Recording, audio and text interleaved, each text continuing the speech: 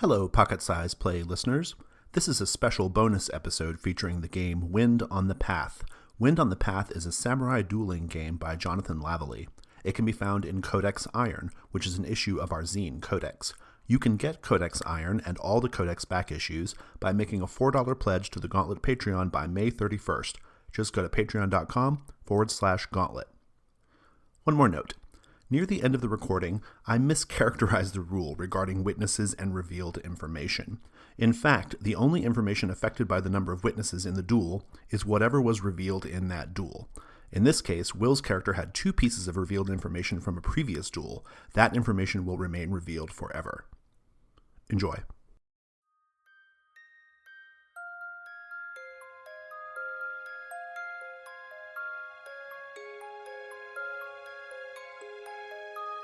Okay, this is Wind on the Path. I'm here with Will, and we are going to do some dueling. Will's samurai has already survived and won a duel, and I know some things about this person. I know that your samurai's name is Kai, and I know that what drives you is you try to protect the downtrodden from abuses. I have heard these rumors. You don't know anything about me except what I look like. So what you see when we encounter each other is you see a woman with very milky white eyes, almost like no pupils, right? Very long, dusty blue robes. And I have a naginata, which I believe is like a pole arm as opposed to a sword. As we begin to duel, I have a very unconventional dueling style. I take out a slip of blue silk and I wrap it around my eyes and tie it. I fight blindfolded. You see an older man. He's well into the twilight of his life. He is wearing a white kimono and a black hakana over it. Both are quite dusty.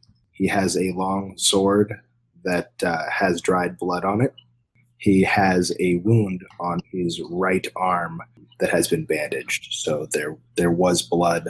You can see that there are basically blood spots on his right arm.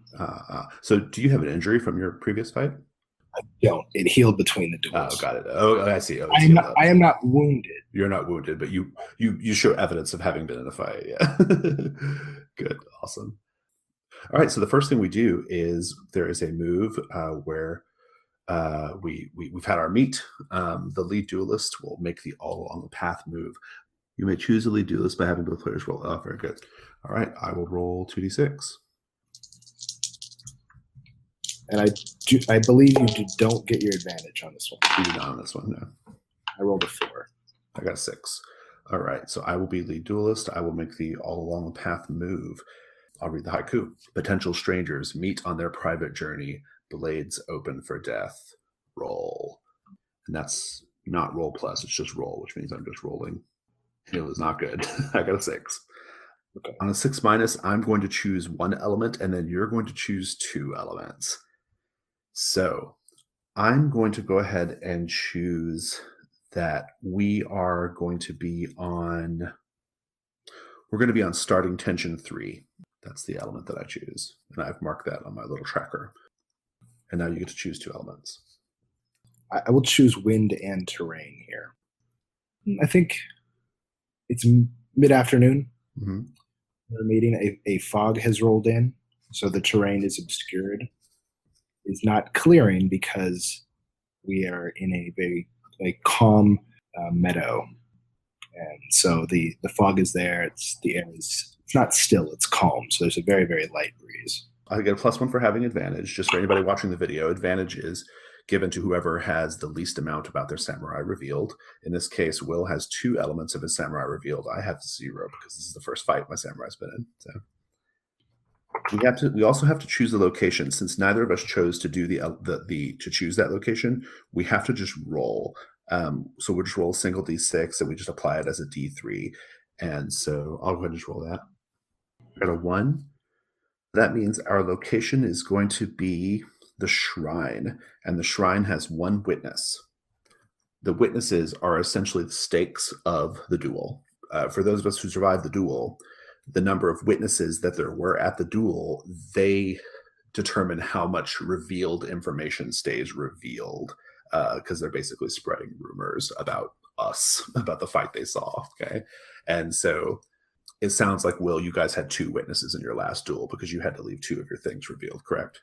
That's right. We fought on a bridge. Got it. All right, so I will make the first move, and we're on tension 3, so the only move available to me is stare. Well, wait, Jason, what is this Yeah.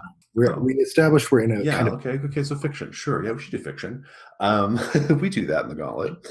Yeah, so I think the shrine is actually, I think it's actually an abandoned shrine. I don't think it's in use anymore. I think what it is we see. I think it's become basically like a little stopover, like for merchants, like traveling merchants. Like traveling merchants will come to this place. It's a sort of like common point of geography in this part of the land that we're in, and they'll stop and they'll lay out their goods for just people who are going by, right?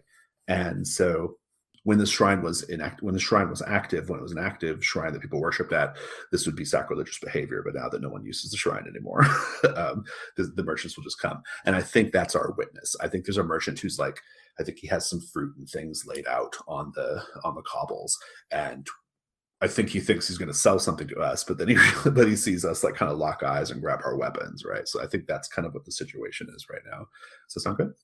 And the shrine itself, I think it would be very lovely, except it's just overgrown because no one's taking care of it.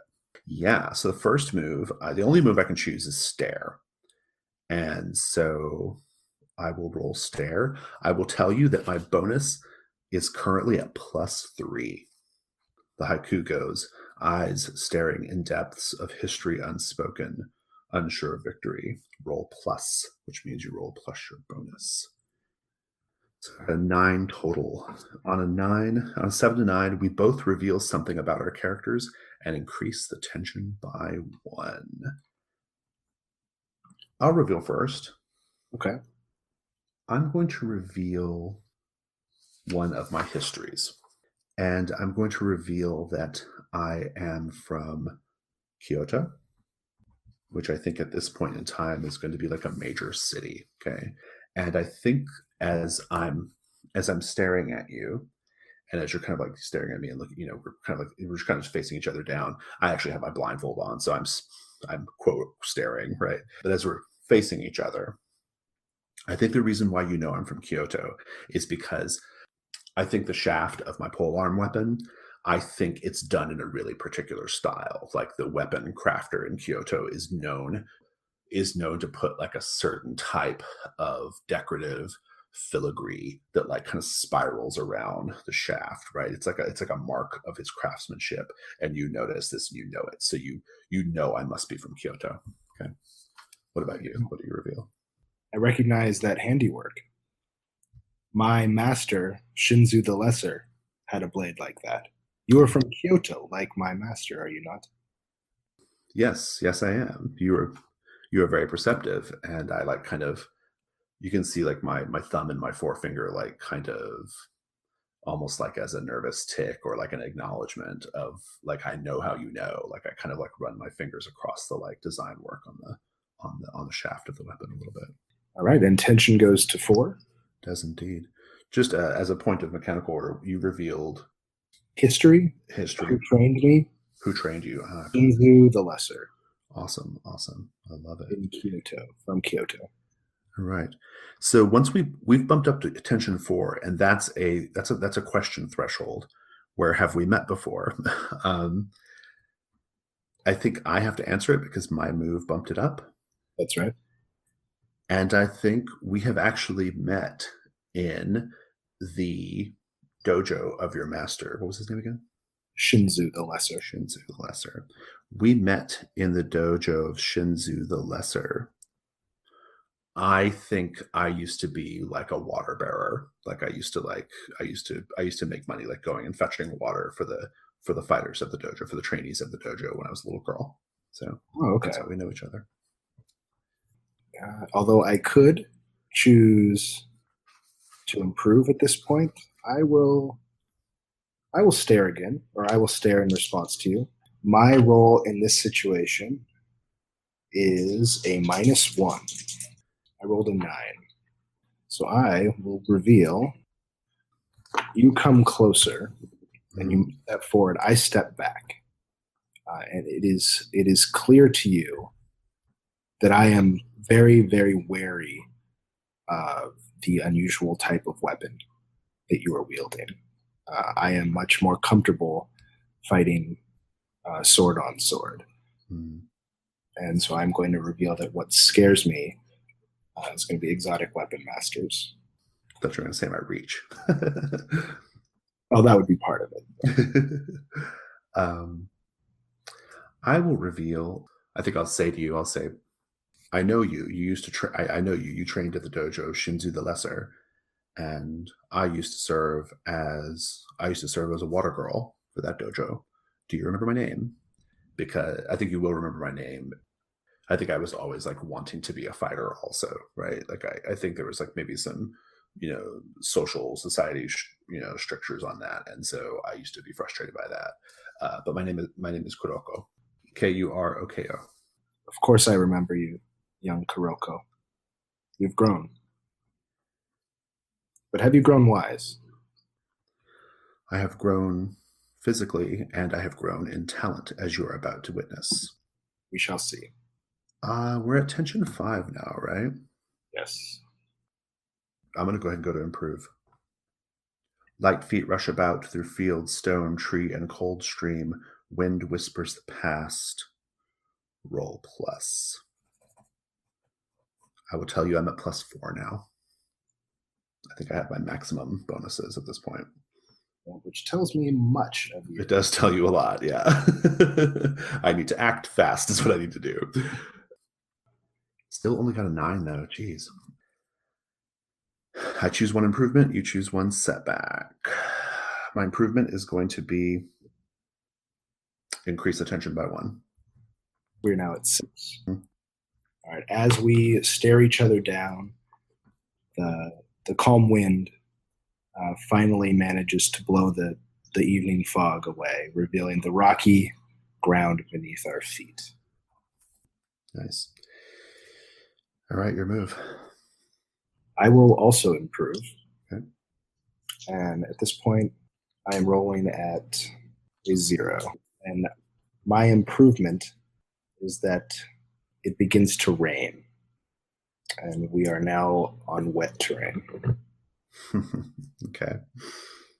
This is going south for me suddenly.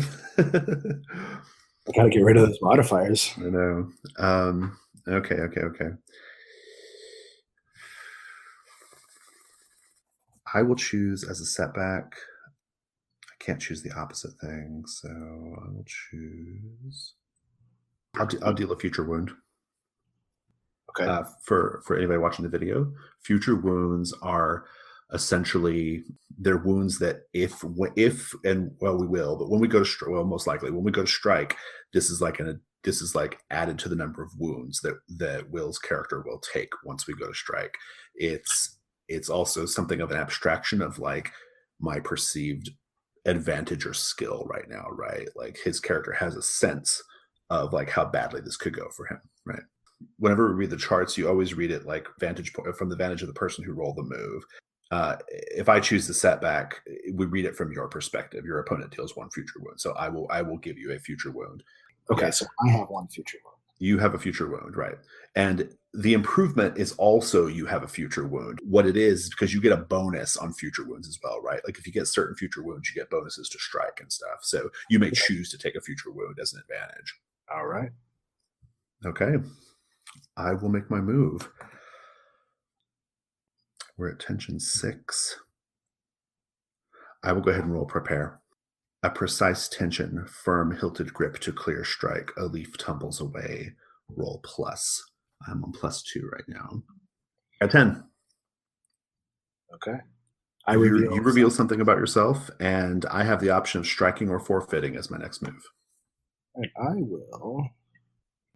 Let's see. I will reveal that I am originally from Tokyo. Okay. How do I know this? I think you see me shift into a stance that was not trained, that you were never trained in, but that you recognize from other people you have fought that are from Tokyo. Got it. I think that works. Right. You got a pretty high amount of revealed stuff right now, but it may not matter though because the number of witnesses is so low. So Okay, that just sets you up so that you can strike her it for gives me the option of striking next. Yeah. All right, I will improve that. Let's see, I am at a +1. I got a 13. Oof. Right.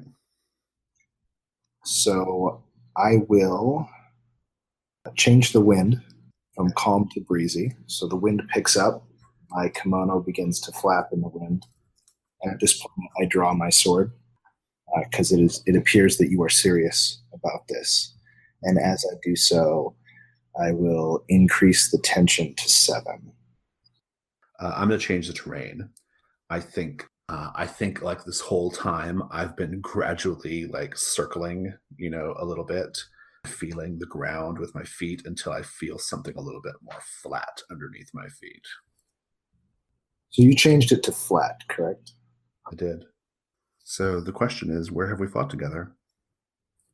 I think that we were in Kyoto together for quite a long time at Shinzu, and eventually I was one of the only men in the dojo that was willing to train with you openly, and so we would spar with wooden swords on occasion. All right. Now the question is, I have the option of striking if I wish. Do I want to do that, knowing what my modifier is now? I'm going to go for it. I slide my right foot forward and I kind of like swing the head of my pole arm down, and I just lunge in for the strike. And so we both roll now. I'll read the move, or read the haiku. Naked steel sings out, thirsty for opponent's life. Blood drops. You both roll plus. So what are you rolling ultimately? I am rolling a 0. I'm rolling a 0 as well. Okay, awesome. So I have 1 future wound as well. And you have 1 future wound, right? I got a 6. I got a 4. I think this actually works. It works for me for sure. I win, but it's not a super dramatic fight. I think it works because we have that history together, right? Yeah, I didn't want to actually kill you, and it Yeah. appears that maybe you did not want to. Yeah, you were just proving yourself. Exactly. Yeah, I like that. So we both just deal future wounds, but because I didn't take any, I don't take any, and you just take a future wound, which is just your clothing gets ripped basically. And so, but like it was intentional. Yeah, exactly. I think what it is, yeah, I think you're right. I mean, we have this history together. We've got this, you knew me as a little kid, right? Like, why would like maybe that's what stays your hand, like when in striking me down. And like you said, I just want to prove myself, and so I just show you that I can kind of like deftly spin around your sword attack, and I just like cut the arm of the shoulder of your kimono, and maybe just slightly graze you. As just a way of like showing that, and I'm fighting blindfolded too, right? That like, look, I can do this, I mean, I am the victor, and I think we have a witness here. So how do you solemnize my victory here? So I think I sheathe my blade, bow low to you in a way that clearly you could kill me if you wanted to. Yeah. And then I will stand up and wait and give you kind of a formal salute, as if we are the same one that I would always do at the end of our sparring matches. Nice. And see if you would do the same in return. I do the same in return, and I remove my blindfold, and I go over to the vendor and I buy a piece of fruit to celebrate my victory. I think I will, from the vendor's point of view, I will wait solemnly until you're done, and then we will leave the meadow area together, talking. Good. I love it. Okay, well, let's just go to the rules then and resolve what we have to do mechanically here at the end, because this continues. If you are the winner and survive the duel, I get to add 1 to any proficiency to a maximum of +1. So basically, I get to just mark 1 more thing that I'm good at. You can also, or I can make a -1 a 0. Yeah. I think I'm going to make a change. I won't say what it is because it's not revealed yet, but the change is made. And then for every witness at the duel, a piece of revealed information must remain revealed for any surviving duelist. If you have more information revealed than witnesses, you can erase any extra marks you have, your choice. So basically, it's actually, this is an advantage. Even though you lost the duel, you get to clear some of your revealed states, which is nice. So it's not just what was revealed in that duel; it's everything. No, I think it's everything. I read it to be everything. That means I only have to leave one thing revealed, right? Right. Yeah. Because eventually it would get really out of hand, right? To where like you would have so much stuff revealed that you would always be at disadvantage, right? It's like, I think the reason why you would want to maybe take the element where you get to choose a location is because you want to control that, right? You want to take that advantage, you know? So you give up like choosing the advantage of like that gives you bonuses in order to work on how much stuff you have left over at the end to reveal. So Interesting. All right. Well, I will leave my name revealed. and I'm going to leave that I'm from Kyoto revealed. I'm not going to leave my name. You know my name. And anybody watching the video will know my name. But mechanically, you don't get the advantage of knowing my name, future samurai. And then take note of your victories, including the name and any important details of your opponent. And if you don't know the name, we give them an interesting or colorful nickname to remember them by. But I do know your name, so I will make a note of that. And that's it. That was really fun. I had a good time. Yeah, me too. That was great, Jason. Thanks. Awesome.